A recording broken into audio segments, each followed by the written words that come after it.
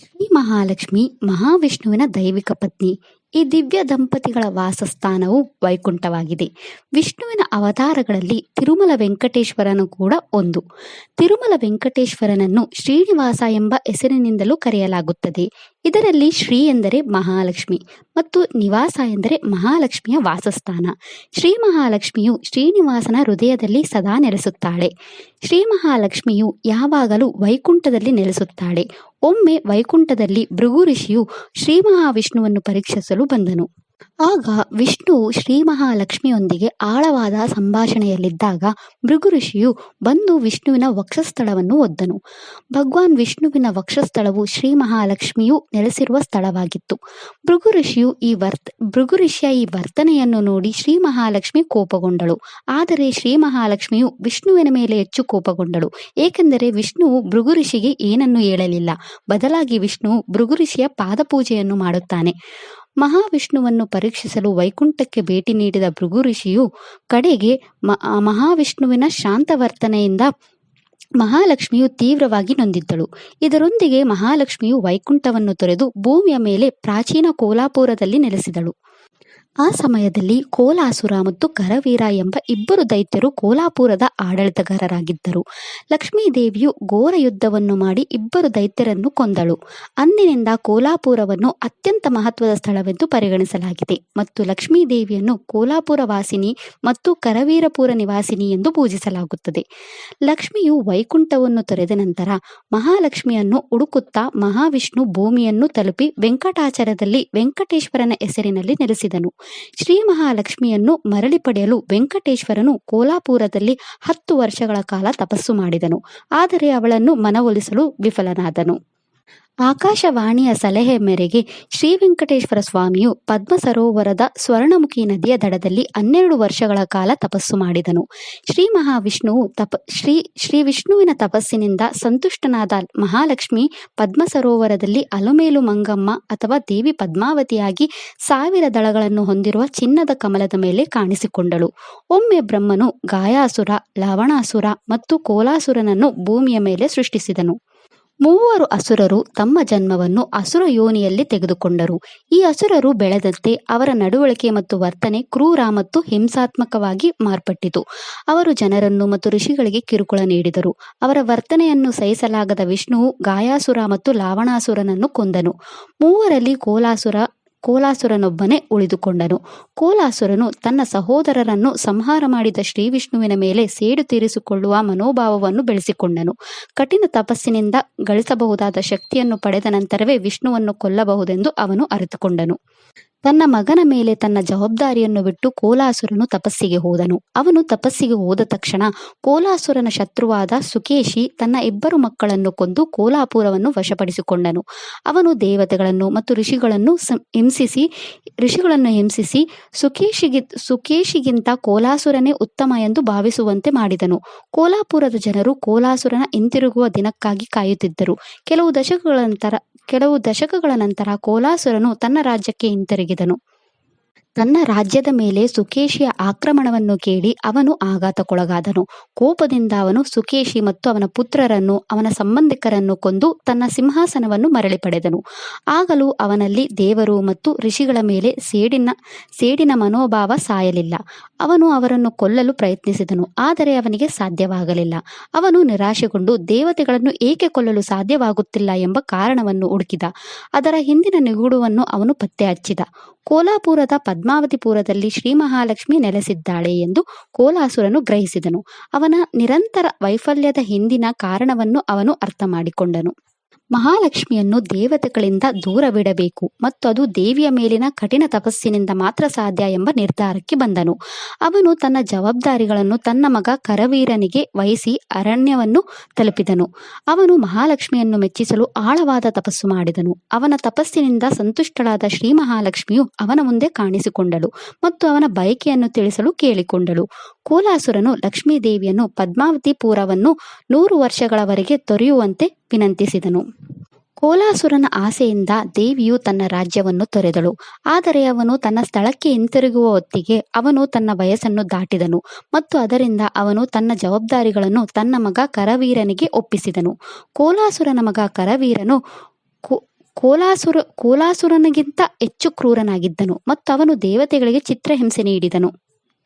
ಅವನ ವರ್ತನೆಯಿಂದ ಜನರು ನಡಗಿದರು. ಇದನ್ನು ಕಂಡು ಶಿವನು ಕರವೀರನನ್ನು ಕೊಂದನು. ಅವನು ಸಾಯುತ್ತಿರುವಾಗ ಅವನು ಶಿವನನ್ನು ಆಶೀರ್ವಾದಿಸುವಂತೆ ತನ್ನ ಸ್ಥಳ ಕೋಲಾಪುರವನ್ನು ತನ್ನ ಹೆಸರಿನಿಂದ ಕರೆಯಬೇಕೆಂದು ಬೇಡಿಕೊಂಡನು. ಅಂದಿನಿಂದ ಕೋಲಾಪುರವನ್ನು ಕರವೀರಪುರ ಎಂದು ಕರೆಯುತ್ತಾರೆ. ಕರವೀರನ ಮರಣವನ್ನು ಕೇಳಿ ಅವನ ತಂದೆ ಕೋಲಾಸುರನು ಕೋಪಗೊಂಡು ಎಲ್ಲಾ ದೇವತೆಗಳಿಗೆ ಕಿರುಕುಳ ನೀಡಲು ಪ್ರಾರಂಭಿಸಿದನು. ಕೋಲಾಪುರದ ಎಲ್ಲಾ ದೇವತೆಗಳು ಮತ್ತು ಜನರು ನಮ್ಮನ್ನು ಕೋಲಾಸುರನಿಂದ ರಕ್ಷಿಸಲು ದೇವಿ ಲಕ್ಷ್ಮಿಯನ್ನು ಕರೆದರು. ಎಲ್ಲಾ ದೇವತೆಗಳ ಕೋರಿಕೆಯ ಮೇರೆಗೆ ಲಕ್ಷ್ಮೀ ದೇವಿಯು 100 ವರ್ಷಗಳವರೆಗೆ ಯಾರೂ ಅವನನ್ನು ಕೊಲ್ಲಲು ಸಾಧ್ಯವಿಲ್ಲ ಎಂದು ಉತ್ತರಿಸಿದಳು ಮತ್ತು ಸಮಯಕ್ಕಾಗಿ ಕಾಯುವಂತೆ ಹೇಳಿದಳು. ಸಮಯ ಮೀರಿದಾಗ ಶ್ರೀ ಮಹಾಲಕ್ಷ್ಮಿಯು ಕೋಲಾಸುರನನ್ನು ಕೊಂದಳು. ಕೋಲಾಸುರನು ಸಾಯುತ್ತಿರುವಾಗ ಅವನು ದೇವಿ ಮಹಾಲಕ್ಷ್ಮಿಯನ್ನು ಈ ಸ್ಥಳವನ್ನು ಪವಿತ್ರ ಕ್ಷೇತ್ರವಾಗಿ ಆಶೀರ್ವಾದಿಸುವಂತೆ ವಿನಂತಿಸಿದನು ಮತ್ತು ಈ ಸ್ಥಳವನ್ನು ತನ್ನ ಹೆಸರಿನಲ್ಲಿ ಕರೆಯಬೇಕೆಂದು ಅವನು ಕೇಳಿಕೊಂಡನು. ಅಂದಿನಿಂದ ಈ ಸ್ಥಳವನ್ನು ಕೋಲಾಪುರ್ ಎಂದು ಕರೆಯುತ್ತಾರೆ ಮತ್ತು ಶ್ರೀ ಮಹಾಲಕ್ಷ್ಮಿಯು ತನ್ನ ಎಲ್ಲಾ ಭಕ್ತರನ್ನು ಆಶೀರ್ವಾದಿಸುತ್ತಾ ಈ ಸ್ಥಳದಲ್ಲಿ ನೆಲೆಸಿದಳು. ಈ ಕೋಲಾಪುರ್ ಮಹಾಲಕ್ಷ್ಮಿ ದೇವಸ್ಥಾನವು ಮಹಾರಾಷ್ಟ್ರದ ಪಂಚಗಂಗಾ ನದಿಯ ದಡದಲ್ಲಿದೆ. ಇದರ ಇತಿಹಾಸ 6000 ವರ್ಷಗಳ ಹಿಂದಿನದು. ಕೋಲಾಪುರ್ ಮಹಾಲಕ್ಷ್ಮಿ ದೇವಸ್ಥಾನವು ತನ್ನ ಕಲಾತ್ಮಕ ಶಿಲ್ಪಕಲೆಗೆ ಹೆಸರುವಾಸಿಯಾಗಿದೆ. ದೇವಾಲಯದ ಗರ್ಭಗುಡಿಯಲ್ಲಿ 6 ಅಡಿ ಪೀಠದ ಮೇಲೆ ಕೆತ್ತಿದ 2 ಅಡಿ ಆಸನದ ಮೇಲೆ ಲಕ್ಷ್ಮೀ ದೇವಿಯನ್ನು ಇರಿಸಲಾಗಿದೆ. ದೇವತೆಯು ತನ್ನ 4 ಕೈಗಳಲ್ಲಿ ಸಾಂಕೇತಿಕ ಮೌಲ್ಯಗಳ ವಸ್ತುಗಳನ್ನು ಹಿಡಿದು ಕುಳಿತಿರುವ ಭಂಗಿಯಲ್ಲಿದ್ದಾಳೆ. ಮೊದಲ ಕೈಯಲ್ಲಿ ಅವಳು ಹಣ್ಣನ್ನು ಹಿಡಿದಿದ್ದಾಳೆ. ಅವಳ 2ನೇ ಕೈಯಲ್ಲಿ ಅವಳು ದೊಡ್ಡ ಗದೆಯನ್ನು ಹಿಡಿದಿದ್ದಾಳೆ.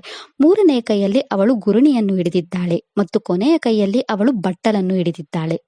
ಮಹಾಲಕ್ಷ್ಮಿಯ ವಿಗ್ರಹವು 3 ಅಡಿಗಳಷ್ಟು ಆಭರಣಗಳು ಮತ್ತು ರತ್ನಗಳಿಂದ ಅಲಂಕರಿಸಲ್ಪಟ್ಟಿದೆ. ಒಂದು ಕಲ್ಲಿನ ಸಿಂಹದ ಪ್ರತಿಮೆಯು ದೇವಿಯ ಪ್ರತಿಮೆಯ ಹಿಂದೆ ನಿಂತಿದೆ. ಇತರ ದೇವಿ ಪ್ರತಿಮೆಗಳಿಗಿಂತ ಭಿನ್ನವಾಗಿ ಈ ಪ್ರತಿಮೆಯು ಪಶ್ಚಿಮಕ್ಕೆ ಮುಖ ಮಾಡಿದೆ. ಅಸ್ತಮಿಸುವ ಸೂರ್ಯನ ಬೆಳಕು ಸಣ್ಣ ತೆರೆದ ಕಿಟ್ಟಿಗೆಯ ಮೂಲಕ ವಿಗ್ರಹದ ಮುಖವನ್ನು ದಿನಕ್ಕೆ 3 ಬಾರಿ ಸತತ 3 ದಿನಗಳವರೆಗೆ ವರ್ಷದಲ್ಲಿ 2 ಅಥವಾ 3 ಬಾರಿ ಮುಟ್ಟುತ್ತದೆ. ದೇವಿ ಮಹಾಲಕ್ಷ್ಮಿಯ ಭಕ್ತರು ಆ 3 ಸತತ ದಿನಗಳಲ್ಲಿ ದೇವಾಲಯದ ಅದ್ಭುತವನ್ನು ನೋಡಲು ಹೆಚ್ಚಿನ ಸಂಖ್ಯೆಯಲ್ಲಿ ಭೇಟಿ ನೀಡುತ್ತಾರೆ. ಈ ದೇವಾಲಯದಲ್ಲಿ ಶ್ರೀಚಕ್ರವನ್ನು ಗರ್ಭಗುಡಿಯ ಮೇಲೆ ಇರಿಸಲಾಗಿದೆ. ಮಹಾಲಕ್ಷ್ಮಿ ದೇವಾಲಯದ ಅಸ್ತಿತ್ವವು ಬಹಳ ಹಿಂದಿನ ಶತಮಾನಗಳ ಹಿಂದಿನದು. ನಂತರ 11ನೇ ಶತಮಾನದಲ್ಲಿ ಗಾಂಧಾರ ಆದಿತ್ಯರ ಕಾಲದಲ್ಲಿ ದೇವಾಲಯದ ಪ್ರದೇಶವನ್ನು ವಿಸ್ತರಿಸಲಾಯಿತು. ದೇವಾಲಯದ ಸುತ್ತಲೂ ಪ್ರದಕ್ಷಿಣೆ ಹಾಕಲು ಈ ಶಕ್ತಿಪೀಠದ ಜೊತೆಗೆ ಮಹಾಕಾಳಿ ಮತ್ತು ಮಹಾಸರಸ್ವತಿ ದೇವಾಲಯಗಳನ್ನು ನಿರ್ಮಿಸಲಾಗಿದೆ. ದೇವಾಲಯದ ಮಹಾಲಕ್ಷ್ಮಿ ವಿಗ್ರಹ ಮತ್ತು ಮಹಾಕಾಳಿಯ ಪ್ರತಿಮೆಯ ನಡುವೆ ಶ್ರೀಯಂತ್ರವನ್ನು ಇರಿಸಲಾಗಿದೆ. ಮಹಾಲಕ್ಷ್ಮಿ ಎಲ್ಲಾ ದೇವಾಲಯಗಳ ವಾಸ್ತುಶಿಲ್ಪದ ಸೌಂದರ್ಯವು ಕೋಲಾಪುರದ ದೇವಾಲಯವು ಅತ್ಯಂತ ಪ್ರಸಿದ್ಧವಾಗಿದೆ ಮತ್ತು ಮಹತ್ವದ ದೇವಾಲಯವಾಗಿದೆ. ಈ ದೇವಾಲಯವನ್ನು ನಿರ್ಮಿಸಲು ವಿವಿಧ ರಾಜವಂಶಗಳ ರಾಜರು ತೊಡಗಿಸಿಕೊಂಡಿದ್ದಾರೆ. ಈ ದೇವಾಲಯವನ್ನು ವಿಶಾಲವಾದ ಸ್ಥಳದಲ್ಲಿ ನಿರ್ಮಿಸಲಾಗಿದೆ. ಇದು ಸುಂದರವಾದ ಶಿಲ್ಪಕಲೆಯೊಂದಿಗೆ ಹೇಮಂತಪಂಥಿ ವಾಸ್ತುಶಿಲ್ಪದ ರೂಪವನ್ನು ಪ್ರದರ್ಶಿಸುತ್ತದೆ. ದೇವಾಲಯವು 5 ಗುಮ್ಮಟಗಳೊಂದಿಗೆ 4 ದಿಕ್ಕುಗಳಲ್ಲಿ 4 ಕಾಮನುಗಳನ್ನು ಹೊಂದಿದೆ. ಒಂದು ಗುಮ್ಮಟವು ಮಧ್ಯದಲ್ಲಿದೆ ಮತ್ತು ಇತರ 4 ಗುಮ್ಮಟಗಳು ಉತ್ತರ, ದಕ್ಷಿಣ, ಪೂರ್ವ ಮತ್ತು ಪಶ್ಚಿಮದ 4 ದಿಕ್ಕುಗಳಿವೆ. ಪೂರ್ವದಲ್ಲಿ ಗುಮ್ಮಟದ ಕೆಳಗೆ ಕುಮಾರ ಮಂಟಪದೊಂದಿಗೆ ಮಹಾಲಕ್ಷ್ಮಿಯ ಗರ್ಭಗುಡಿ ಇದೆ. ಮಧ್ಯದ ಗುಮ್ಮಟದ ಅಡಿಯಲ್ಲಿ ಪಶ್ಚಿಮದಲ್ಲಿ ಗಣಪತಿ ವಿಗ್ರಹವಿದೆ, ಉತ್ತರದಲ್ಲಿ ಮಹಾಕಾಳಿ ವಿಗ್ರಹವಿದೆ ಮತ್ತು ದಕ್ಷಿಣದಲ್ಲಿ ಮಹಾಸರಸ್ವತಿ ವಿಗ್ರಹವಿದೆ. ದೇವಾಲಯದ ಆವರಣದೊಳಗೆ ವೆಂಕಟೇಶ್ವರ, ರಾಧಾಕೃಷ್ಣ, ಕಾಲಭೈರವ, ವಿನಾಯಕ, ಸಿಂಹವಾಸಿನಿ, ತುಳಜಾಭವಾನಿ ಮತ್ತು ನವಗ್ರಹ ಜೊತೆಗೆ ಅನೇಕ ದೇವರುಗಳ ಮತ್ತು ದೇವಿಯರ ವಿವಿಧ ಗುಡಿಗಳನ್ನು ಪ್ರತಿಷ್ಠಾಪಿಸಲಾಗಿದೆ. ಸುಪ್ರಭಾತ ಸೇವೆಯಿಂದ ಪ್ರಾರಂಭಿಸಿ ಪ್ರತಿದಿನ 5 ಬಾರಿ ದೇವಿ ಮಹಾಲಕ್ಷ್ಮಿಗೆ ಪೂಜೆ ಸೇವೆಗಳನ್ನು ನೀಡಲಾಗುತ್ತದೆ. ದೇವಿಯ ಕಾಕಡ ಆರತಿಯು 8 ಗಂಟೆಗೆ ಬೆಳಿಗ್ಗೆ ಮಹಾಪೂಜೆಯ ನಂತರ ಮಧ್ಯಾಹ್ನದ ಆರತಿ ಮತ್ತು ಇತರ ಸೇವೆಗಳೊಂದಿಗೆ ನಡೆಯುತ್ತದೆ. ದೇವಾಲಯವು ಶೇಜ್ ಆರತಿಯೊಂದಿಗೆ ಮುಚ್ಚಲ್ಪಡುತ್ತದೆ. ಪ್ರತಿ ಶುಕ್ರವಾರ ಲಕ್ಷ್ಮೀ ದೇವಿಗೆ ವಿಶೇಷ ಮತ್ತು ನಿರ್ದಿಷ್ಟವಾದ ಪೂಜೆಗಳನ್ನು ನೀಡಲಾಗುತ್ತದೆ. ಚೈತ್ರ ಮಾಸದ ಹುಣ್ಣಿಮೆಯ ದಿನ ಮತ್ತು ದಸರಾ ಹಬ್ಬವನ್ನು ದೇವಸ್ಥಾನದಲ್ಲಿ ವೈಭವಯುತವಾಗಿ ಆಚರಿಸಲಾಗುತ್ತದೆ. ಹಬ್ಬದ ಚಿತ್ರಣ ಹುಣ್ಣಿಮೆಯಂದು ದೇವಾಲಯದ ಪ್ರಾಂಗಣದ ಸುತ್ತಲೂ ದೇವರನ್ನು ಮೆರವಣಿಗೆಯಲ್ಲಿ ಕರೆದೊಯ್ಯಲಾಗುತ್ತದೆ. ದೇವಿ ಮಹಾತ್ಮೆಯ ಪ್ರಕಾರ ದೇವಿ ಮಹಾಲಕ್ಷ್ಮಿ 9 ವಿಭಿನ್ನ ರೂಪಗಳಲ್ಲಿ ಕಾಣಿಸಿಕೊಳ್ಳುತ್ತಾಳೆ. ಅಂದರೆ ಅವಳು ಮಹಿಷಾಸುರಮರ್ದಿನಿ, ಯೋಗೇಂದ್ರಿಣಿ ಮತ್ತು ಮಹಾಕಾಳಿ, ಕೌಶಿಕ ಅಥವಾ ಮಹಾವಿದ್ಯೆ, ಸುನಂದ, ವಿಂಧ್ಯವಾಸಿನಿ, ರಕ್ತಧಾಮಿಕ, ಶಾಕಂಭರಿ, ಅಷ್ಟಲಕ್ಷ್ಮಿ, ದುರ್ಗಾ, ಭೀಮಾ ಮತ್ತು ಭ್ರಮರಾಂಬಿಕೆ. ಶ್ರೀ ಮಹಾಲಕ್ಷ್ಮಿ ಶ್ರೀ ಮಹಾವಿಷ್ಣುವಿನ ಪ್ರೀತಿಯ ಪತ್ನಿ. ಅವಳು ಬ್ರಹ್ಮಾಂಡದ ಸಾಕಾರವಾದ ಮಹಾವಿಷ್ಣುವಿನಲ್ಲಿ ವ್ಯಾಪಿಸಿರುವ ಸದ್ಗುಣ ಮತ್ತು ಸದಾಚಾರದ ಮೂರ್ತಿರೂಪಿಯಾಗಿದ್ದಾಳೆ. ಅವಳು ಶ್ರೀ ಮಹಾವಿಷ್ಣುವಿನ ದೇಹದ ಎಲ್ಲಾ ಭಾಗಗಳಲ್ಲಿ 8 ಲಕ್ಷ್ಮಿಗಳಾಗಿ ಹರಡಿದ್ದಾಳೆ. ವಿಷ್ಣುವಿನ ಶಾಶ್ವತ ದೇಹವು ಭಾಗ್ಯಲಕ್ಷ್ಮಿಯಿಂದ ಸಂಪೂರ್ಣವಾಗಿ ಹರಡಿದೆ. ಅವನ 2 ಕೈಗಳು ಧಾನ್ಯಲಕ್ಷ್ಮಿಯಿಂದ ಹರಡಿದೆ. ಅವನ 2 ಭುಜಗಳು ವೀರಲಕ್ಷ್ಮಿಯಿಂದ ಸುತ್ತುವರಿಯಲ್ಪಟ್ಟಿದೆ. ಅವನ ಹೃದಯವು ಭೂತಕಾರುಣ್ಯ ಲಕ್ಷ್ಮಿಯಿಂದ ತುಂಬಿದೆ. ಅವನ ಸದ್ಗುಣವು ಕೀರ್ತಿ ಲಕ್ಷ್ಮಿಯನ್ನು ಹೊಂದಿದೆ. ಅವನ ಶಾಂತ ಸ್ವಭಾವವು ಸೌಮ್ಯ ಲಕ್ಷ್ಮಿಯಿಂದ ಹೊಂದಿದೆ. ಅವನ ನಂದಕ ಶೌರ್ಯಲಕ್ಷ್ಮಿಯಿಂದ ತುಂಬಿದೆ. ಅವನ ಇಡೀ ದೇಹವು ಸರ್ವ ಸಾಮ್ರಾಜ್ಯ ಲಕ್ಷ್ಮಿಯಿಂದ ಸುತ್ತುವರೆದಿದೆ. ಲಕ್ಷ್ಮಿಯು ವಿಷ್ಣುವಿನ ದೇಹದ ಮೂಲಕ ಹರಡಿಕೊಂಡಿರುವುದರಿಂದ ವೆಂಕಟೇಶ್ವರನನ್ನು ಶ್ರೀ ಶ್ರೀನಿವಾಸ ಎಂದು ಹೆಸರಿಸಲಾಗಿದೆ. ದೇವಿ ಮಹಾಲಕ್ಷ್ಮಿಯು ತನ್ನ ಭಕ್ತರನ್ನು ಆಶೀರ್ವಾದಿಸಲು ಕೋಲಾಪುರದಲ್ಲಿ ಉಳಿದುಕೊಂಡಳು ಮತ್ತು ಅವಳು ತಿರುಚಾನೂರು ತಿರುಪತಿಯಲ್ಲಿ ಪದ್ಮಾವತಿಯಾಗಿ ಕಾಣಿಸಿಕೊಂಡಳು. ಕೋಲಾಪುರದ ಮಹಾಲಕ್ಷ್ಮಿ ಮತ್ತು ತಿರುಚಾನೂರಿನ ಪದ್ಮಾವತಿ ದೇವಿಯು ತಮ್ಮನ್ನು ಪೂರ್ಣ ಹೃದಯದಿಂದ ಸಮರ್ಪಿಸುವವರಿಗೆ ತಮ್ಮ ಪ್ರೀತಿ ಮತ್ತು ಆಶೀರ್ವಾದವನ್ನು ನೀಡುವ ದೇವತೆಗಳೆಂದು ಕರೆಯುತ್ತಾರೆ. ಆದ್ದರಿಂದ ನಾವು ಅವರ ಆಶೀರ್ವಾದ ಪಡೆಯಲು ಮತ್ತು ನಮ್ಮ ಎಲ್ಲ ಸಮಸ್ಯೆಗಳನ್ನು ನಿವಾರಿಸಲು ಮತ್ತು ನಮ್ಮ ಜೀವನದಲ್ಲಿನ ಎಲ್ಲ ಅಡೆತಡೆಗಳನ್ನು ನಿವಾರಿಸಲು ಈ 2 ದೇವಾಲಯಗಳಿಗೆ ಭೇಟಿ ನೀಡಬೇಕು. ಇದಿಷ್ಟು ಕೋಲಾಪುರ್ ಮಹಾಲಕ್ಷ್ಮಿಯ ಬಗ್ಗೆ. ಈ ವಿಡಿಯೋ ಇಷ್ಟ ಆದರೆ ಲೈಕ್ ಮಾಡಿ, ಶೇರ್ ಮಾಡಿ ಮತ್ತು ಚಾನಲ್ ಸಪೋರ್ಟ್ ಮಾಡೋಕೆ ಸಬ್ಸ್ಕ್ರೈಬ್ ಮಾಡಿ. ಧನ್ಯವಾದಗಳು.